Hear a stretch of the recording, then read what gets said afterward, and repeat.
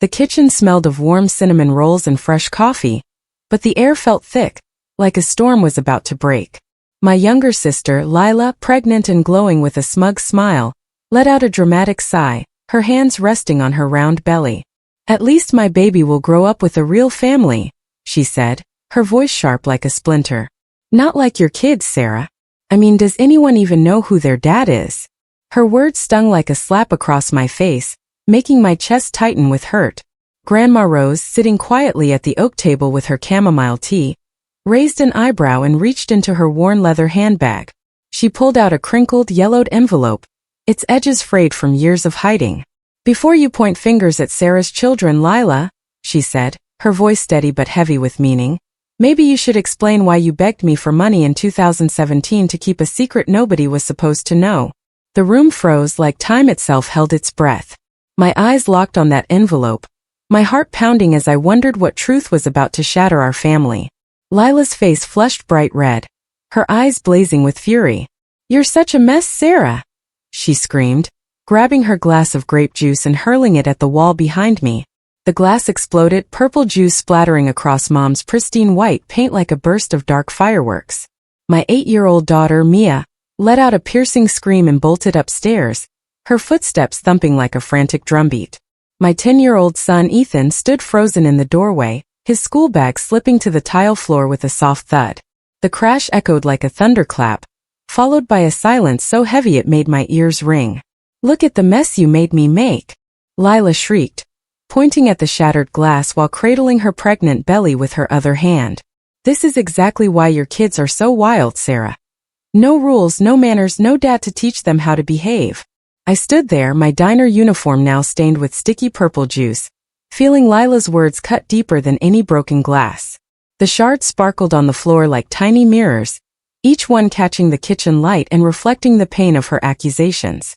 "If you think every mom deserves respect, no matter what they've been through," I imagine saying to a crowd, my voice strong despite the chaos, "please join me in sharing stories like this. It's free and helps others feel less alone." I shook the thought away and grabbed a roll of paper towels, my hands trembling like leaves in a windstorm. "Mia, honey, stay upstairs for a bit," I called, trying to keep my voice calm. Her bedroom door slammed shut, and I knew she was learning to spot trouble faster than I ever did at her age. Lila flopped onto the couch, scrolling her phone with exaggerated calm, as if she hadn't just terrified my children. "Tom's parents are coming for dinner on Sunday," she announced, not even looking up. "His mom, Mrs. Carter, specifically said she doesn't want your kids around when we discuss the baby's future. They need a proper, peaceful setting." My heart sank like a stone in a pond. The paper towels turned purple as I wiped up the juice, each swipe feeling heavier than the last. "This is my home too, Lila," I said, my voice barely above a whisper. "Actually, it's Mom's house," she shot back, her tone sugary but cruel. "And she agrees your kids need better role models. My baby deserves stability, not the chaos you bring." I wanted to scream that her baby wasn't even born yet, that she had no right to judge my kids, but instead I knelt to pick up the sharp glass pieces, careful not to cut myself. It felt like I was always cleaning up Lila's messes while she tore down my life. Ethan stepped carefully around the glass to reach the fridge, his sneakers squeaking on the tile. "Mom, can I make a sandwich?" he asked, his voice small and hesitant. Lila rolled her eyes dramatically. "No manners at all," she said, shaking her head like a disappointed teacher. "My kid will know how to say please and wait for permission." Anger burned in my chest like a wildfire.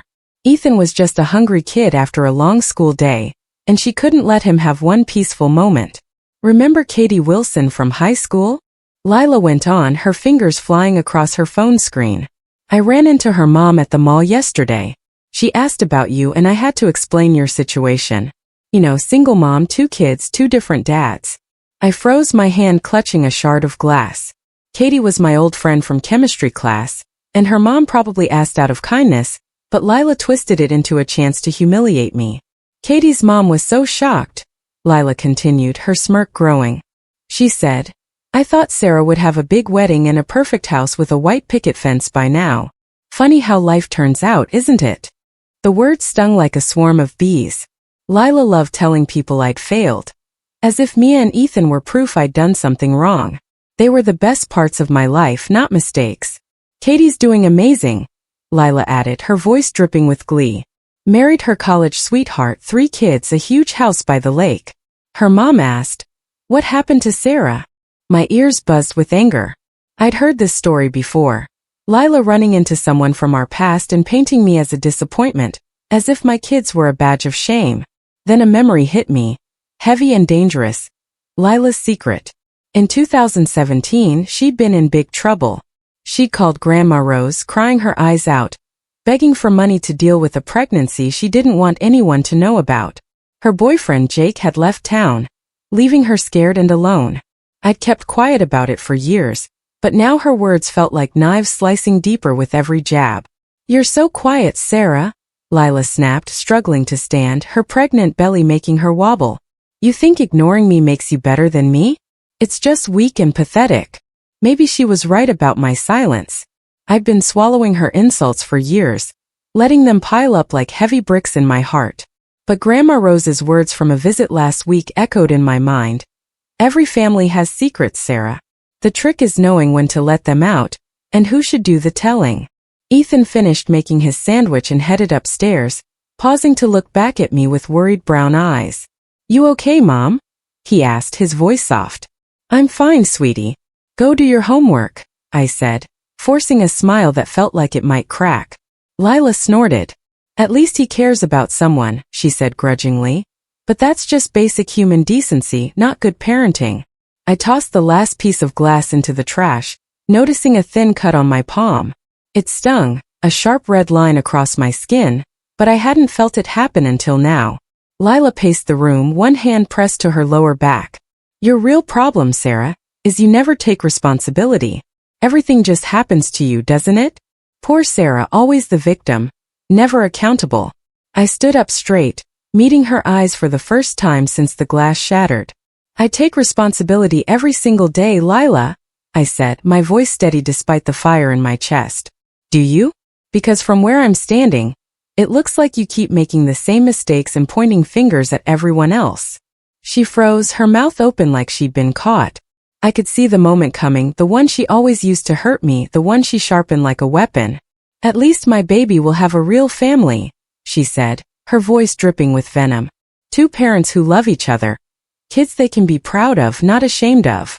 The words landed like a punch, implying my kids were less worthy, less loved, because their dads walked away. But as I stared at the purple stain spreading across Mom's white wall, something shifted inside me. My silence, which I'd thought was strength, felt like cowardice. And Lila's secret? Maybe it was time for the truth to come out. 3 days later, Mom's dining room was a whirlwind of Sunday dinner chaos. Aunt Lisa fussed over the centerpiece of daisies and roses, arranging each petal like it was a work of art. Uncle Dan argued loudly with Tom, Lila's husband, about the latest baseball game, their voices bouncing off the walls. The smell of roast chicken filled the air, mingling with Lila's expensive lavender perfume, and the soft glow of Mom's vanilla candles flickering on the table. I sat at the far end with Mia and Ethan, watching Lila hold court near the head of the table. She glowed like a movie star, her hand resting protectively on her belly as she laughed at something Tom's mom, Mrs. Carter, said. "Sarah's been so helpful," Lila said loudly, her voice sweet but with a sharp edge, even with her busy job at the cafe. The way she said cafe made it sound like I was scrubbing floors in a back alley. Mrs. Carter glanced my way with a look that felt like pity, then turned back to Lila's animated story about her latest ultrasound appointment. Grandma Rose sat quietly in her usual spot near the kitchen door, her weathered hands folded over her black leather handbag. She'd been unusually silent all evening, barely touching her plate of chicken and mashed potatoes, her sharp gray eyes watching the scene like a hawk. I caught her looking at me twice, something unreadable flickering in her expression, like she was waiting for the perfect moment. "The doctor says the baby's perfect," Lila bragged, her voice carrying across the table. "Strong heartbeat, growing just right, no complications at all. Tom and I couldn't be happier." She paused, then added under her breath, loud enough for everyone to hear. "Unlike some people, we're giving our child a stable, loving home." Mia shifted uncomfortably beside me, poking at her mashed potatoes with her fork. She was old enough now to understand Lila's mean jabs, and it broke my heart to see her shrink under them. Mrs. Carter nodded, her pearl earrings glinting in the candlelight. Tom mentioned you're planning a beautiful church ceremony for the baby's baptism, she said, smiling. It's so wonderful to see you both so committed to traditional family values. Lila practically glowed with pride. Oh yes, family values are everything to us, she said, her voice syrupy. We want our child to know the difference between right and wrong, to grow up with good examples, not learning from other people's mistakes. The barb was aimed straight at me and it landed hard. I felt my face flush, my fork clenching in my fist. Ethan went completely still beside me, his 10-year-old mind probably racing to understand the cruelty unfolding around him. Lila wasn't done. Some kids grow up confused, she continued, her voice gaining momentum, wondering why their family is so different, why their dad isn't at school plays or soccer games. It's really quite sad, don't you think? She rubbed her belly dramatically. Our child will never have to wonder who their father is or deal with different last names on school forms. The room fell silent, except for the soft clink of silverware against plates. I could feel everyone's eyes darting between Lila and me, waiting to see if I'd respond to this public attack. My throat felt tight, like the words were trapped in a cage inside my chest. That's when Grandma Rose cleared her throat. The sound was soft but commanding, like a bell ringing in a quiet church. She reached into her handbag with deliberate slowness, her arthritis-gnarled fingers finding something deep inside. When she pulled out a folded piece of paper, yellowed at the edges, the entire table seemed to hold its breath. Before you judge Sarah's children, Grandma said, her voice steady and clear, maybe you should explain why you begged me for money in 2017 for a secret procedure you didn't want anyone to know about. The room gasped, a collective intake of air that felt like a gust of wind. Lila's face drained of color so fast I thought she might faint. Her mouth opened and closed like a fish gasping for water, but no sound came out. Tom turned to stare at his wife, confusion etched across his face. What's she talking about, Lila? He asked, his voice low. Grandma unfolded the letter, and I recognized Lila's handwriting immediately. Those big, loopy letters she'd been so proud of in high school, now faded but unmistakable. Grandma, what are you doing? Mom started, her voice trembling, but Grandma held up one weathered hand to silence her. This letter, Grandma continued, adjusting her reading glasses, is from Lila, dated April 10, 2017. Would you like me to read it aloud, dear? Or would you prefer to explain to Tom's family yourself? Mrs. Carter's fork clattered against her plate, the sound sharp in the silence. Uncle Dan stopped chewing mid-bite. Lila whispered, her voice barely audible. Grandma, please don't. But Grandma's tone stayed calm, almost gentle. Don't what, Lila? Don't tell the truth? Don't share the letter where you begged me for money because Jake had left town, and you couldn't handle the consequences of your choices. Tom's face shifted from confusion to shock, then to something darker like betrayal. What letter, Lila? He demanded. It's nothing, Lila said quickly, her hands fluttering like trapped birds. It's old, it doesn't matter now. Grandma began reading, her voice cutting through the room like a lighthouse beam. Dear Grandma Rose, I'm in big trouble. Jake's gone and I can't reach him. I need money for a procedure and I can't let Mom and Dad find out. Please, I'm begging you. Lila's voice cracked like a whip. Stop, she shouted, struggling to stand, her pregnant belly making her movements clumsy. But the damage was done. The words hung in the air like smoke, impossible to ignore or erase. Tom's voice was barely a whisper. You had an abortion? He asked, his eyes wide with disbelief. Lila's tears spilled over, streaking her face. It was different then, she sobbed. I was young, I was scared, Jake left me. Mrs. Carter's mouth hung open in shock. You always talked about family values, she said, her voice trembling with betrayal. You stood in our home, preaching about morals, and you hid this? The hypocrisy crashed over the room like a tidal wave. Lila, who'd spent years tearing down my kids for not having a traditional family, was exposed as someone who'd made the very choices she condemned. Grandma folded the letter carefully and tucked it back into her purse. I kept this, she said quietly, because I knew someday the truth would be needed. I never meant to hurt you, Lila, but I couldn't sit here and watch you hurt Sarah's innocent children anymore. She gestured toward Mia and Ethan, who stared wide-eyed at the adult drama unfolding. These babies deserve love and acceptance, not shame. Lila sobbed openly now, her mascara running in black rivers down her cheeks. Tom pushed back his chair, the scraping sound harsh against the hardwood floor. I need some air, he muttered, heading for the back door without looking at anyone. Mrs. Carter stood abruptly, her napkin falling to the floor. I think we should go, she announced, her voice tight with embarrassment. We'll talk later, when everyone's had time to process this information. The word information landed like a slap. Not a revelation, not a truth, just a cold clinical term for Lila's deepest secret. Through the window I saw Tom pacing in the backyard, his shoulders hunched, his phone pressed to his ear. Lila's sobs grew louder as she watched her husband disappear into the evening light. My marriage is over, she whispered, her hands pressed to her face. You don't know that, Mom said, but her voice lacked conviction. Lila looked up, her eyes red and swollen. Yes, I do. You didn't see his face. He's never looked at me like that before, like I'm a stranger. The next morning the storm broke wider. I was braiding Mia's hair for school when Mom's landline rang. Lila's voice came through the thin walls, high and panicked. Tom, please don't come over. Can't we just talk on the phone? An hour later, 3 cars pulled into Mom's driveway. Tom's rusty blue truck, his parents' sleek silver sedan, and his sister Ellie's minivan. The Carter family marched toward the house, their faces grim like soldiers heading to battle. Mrs. Carter clutched a manila folder under her arm, and Ellie held a small locked diary, its leather cover faded and cracked. My stomach twisted, whatever was in that folder and diary meant trouble. We need to speak with Lila, Mr. Carter announced, his usual friendly tone replaced by something cold and businesslike. Privately. Mom tried to smile, her hands fluttering nervously. Would you like some coffee? She offered.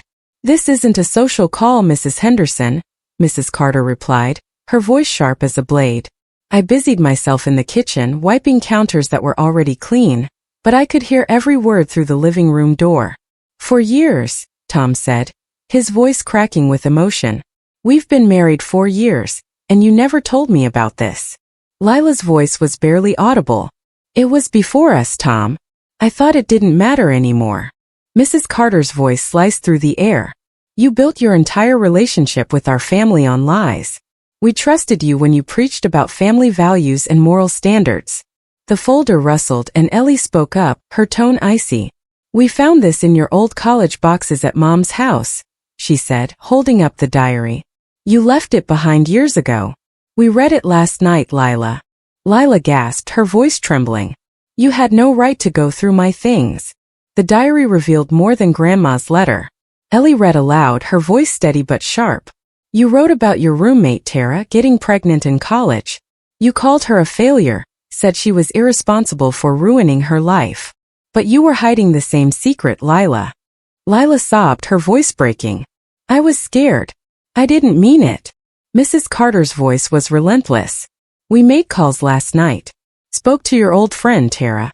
She told us about Jake Miller, how he was engaged to her when you were with him, how you kept contacting him after he left you. Some might call that harassment. The room went silent, the weight of the accusation hanging heavy. Tom's voice was hollow. You judged Sarah's kids for years, Lila, while hiding the exact same thing in your own past. Do you know how that makes me feel? How it makes my family feel? Ellie stormed into the kitchen, spotting me by the sink. Your sister's a piece of work, she said bluntly, her face flushed with anger. Acting like she's better than everyone, but she's just a really good liar. Mom appeared in the doorway, wringing her hands. Ellie, please, she's still family. No, Mrs. Carter's voice echoed from the living room. She's not family. Not anymore. The words hit like a thunderbolt. Lila's sobs turned into deep, wrenching cries, like an animal caught in a trap. We've discussed this, Mr. Carter said, his tone formal and final. The baby will be our grandchild, and we'll fulfill our obligations there. But as for Lila, we need time. A lot of time. Lila managed between sobs. What does that mean? Mrs. Carter's voice was cold as ice. It means Christmas is canceled. Family dinners are canceled. You're not welcome at our gatherings until we decide otherwise, if we ever do. The folder slapped down on the coffee table with a sound like a judge's gavel. We've documented everything, Mrs. Carter continued. Every lie, every omission. Every time you stood in our living room and judged others while hiding your shameful past. We trusted you with our son's heart, and you broke it. Tom's voice was barely a whisper. Mom, please. But Mrs. Carter was unmoved. No, Tom. This woman made a fool of our entire family. The front door slammed with such force that the windows rattled. Through the kitchen curtains, I watched the Carters march back to their cars, their backs rigid with anger. Tom lingered on the porch, his shoulders shaking before following his family. Lila's cries echoed through the house, raw and broken. The town caught fire with gossip in the days that followed. Someone, maybe Ellie, posted a vague but damning message on the community Facebook page.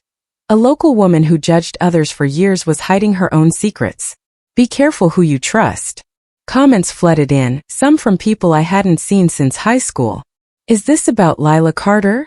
One asked. Always thought she was too perfect, another wrote. By Tuesday, the post had over 200 comments, and Lila stopped going to church, too ashamed to face the whispers and sideways glances. Mom tried to comfort her, but even she was shaken. You hurt Sarah and her kids for years, Mom said one night, her voice firm but sad. You need to make this right, Lila. Lila just stared at the floor, her hands trembling around a mug of cold tea. The family began to change in small but meaningful ways. Aunt Lisa called to check on Mia and Ethan, offering to take them to the park for ice cream. They're such great kids, Sarah, she said, her voice warm. Uncle Dan stopped by to fix my car's squeaky brakes, patting my shoulder as he finished. You're doing amazing, Sarah. Those kids are lucky to have you. Mom asked me to help with grocery shopping one morning, saying, I trust your judgment, Sarah. You always know what's best. The words hit like warm sunlight.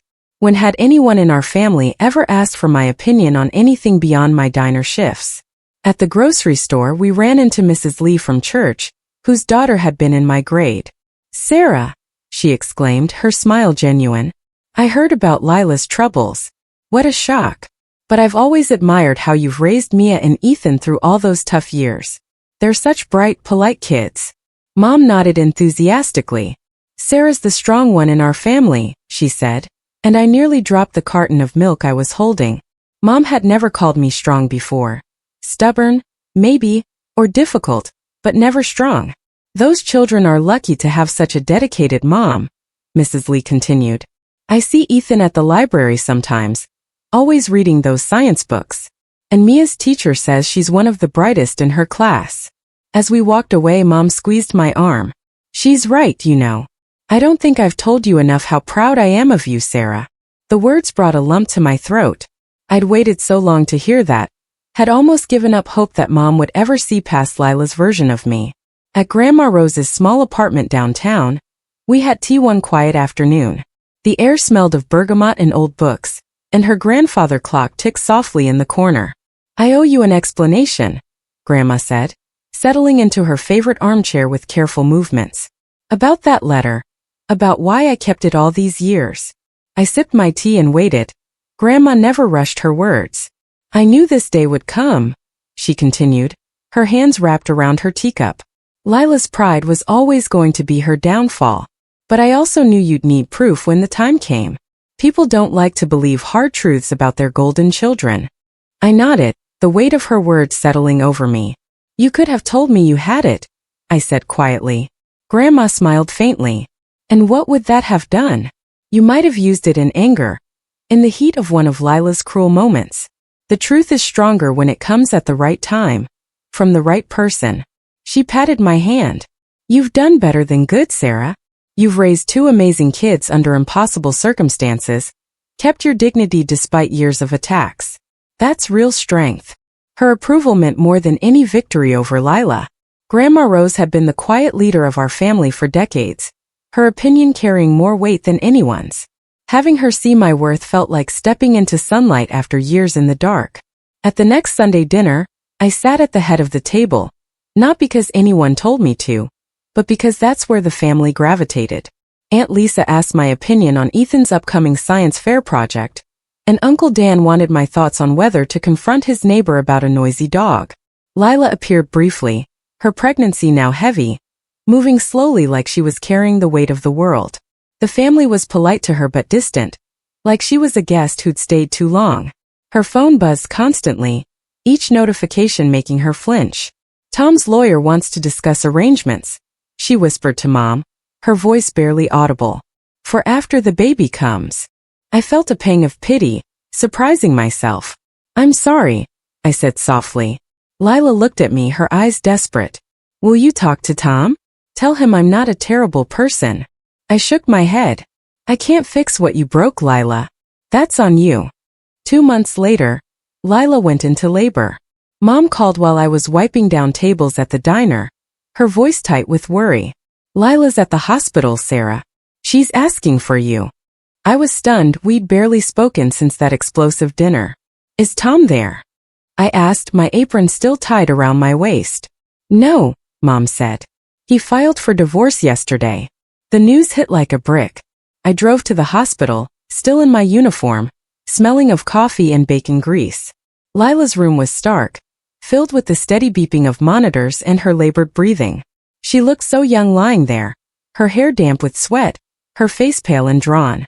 When she saw me, tears spilled down her cheeks.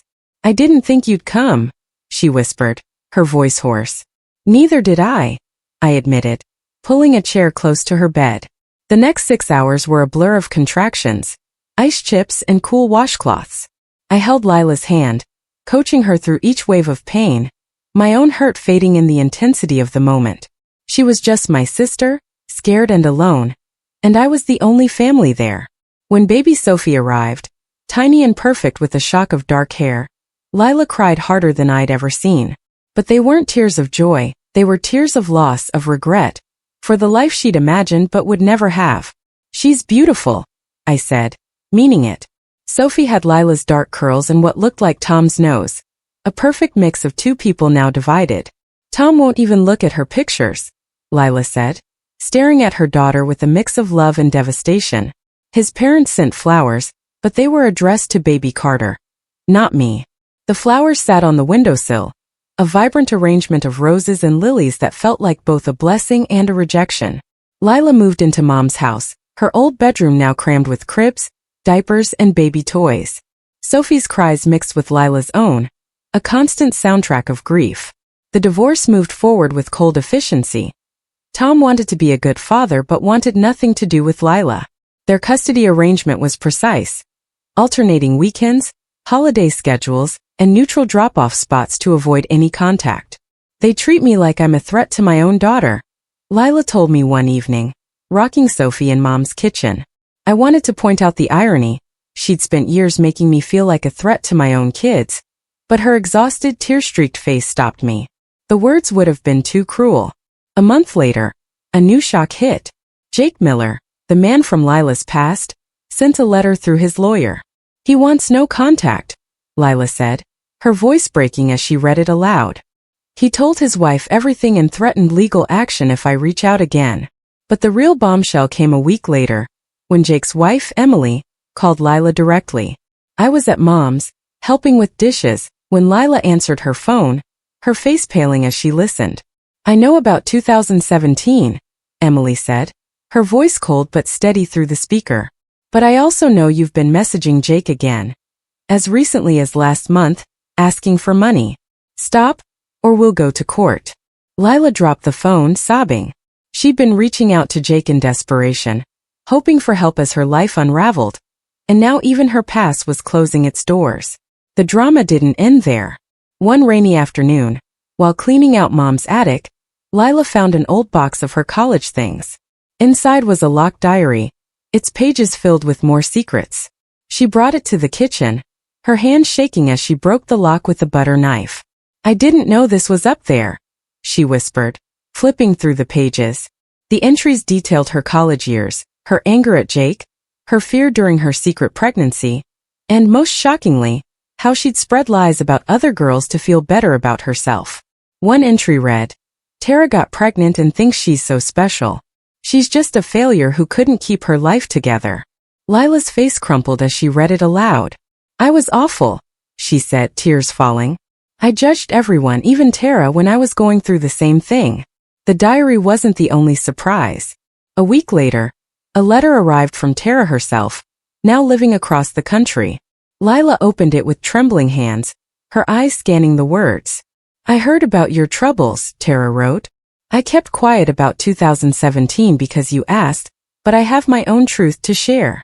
Jake was engaged to me when he was with you. I forgave him, but I never forgot how you tried to ruin my reputation to cover your own mistakes. Be careful who you judge, Lila. Lila dropped the letter, her breath hitching. Another secret, another betrayal, threatening to unravel the fragile life she was trying to rebuild.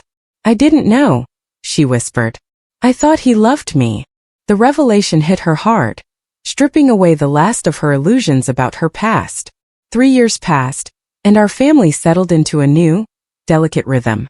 Sophie grew into a curious toddler, her dark curls bouncing as she chased butterflies in Mom's backyard.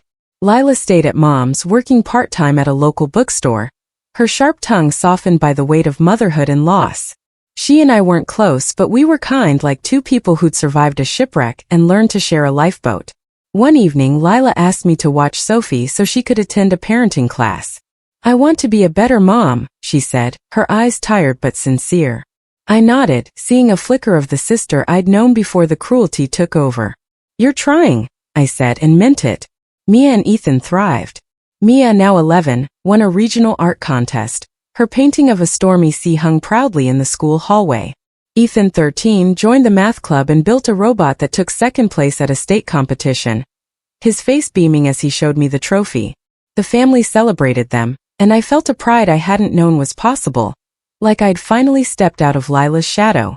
Mom leaned on me more, asking my advice on everything from meal plans to planning a family camping trip. Grandma Rose, frilier now but still sharp, joined us for tea every Sunday, her eyes twinkling as she watched Sophie play with Mia and Ethan in the grass.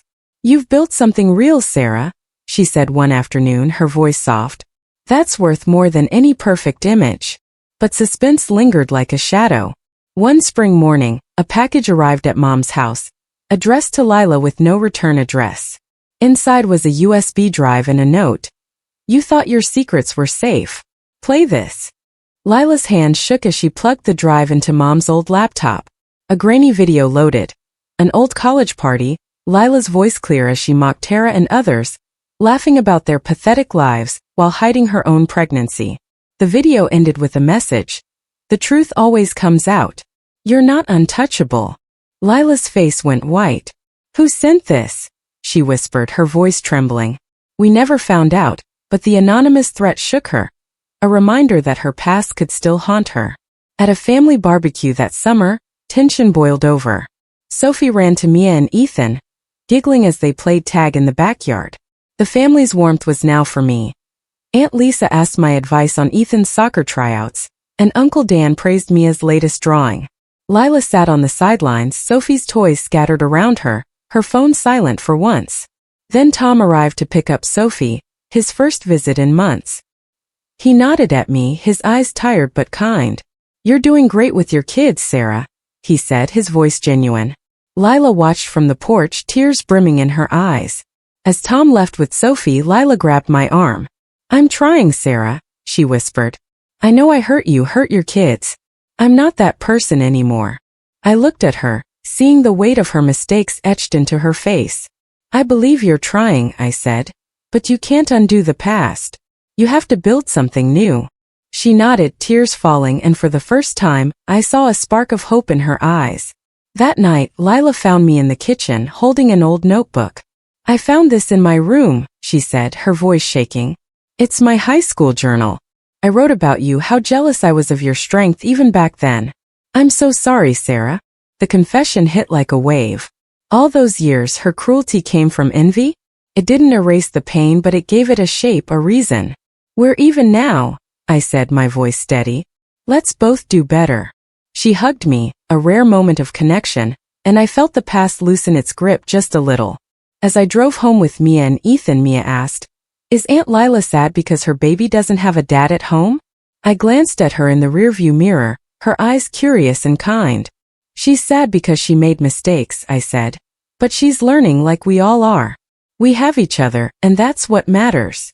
Ethan grinned. We're a team, right, Mom? Always, I said, my heart full. Our family wasn't perfect, but it was ours, built on truth, love, and the courage to keep going, no matter what secrets came to light.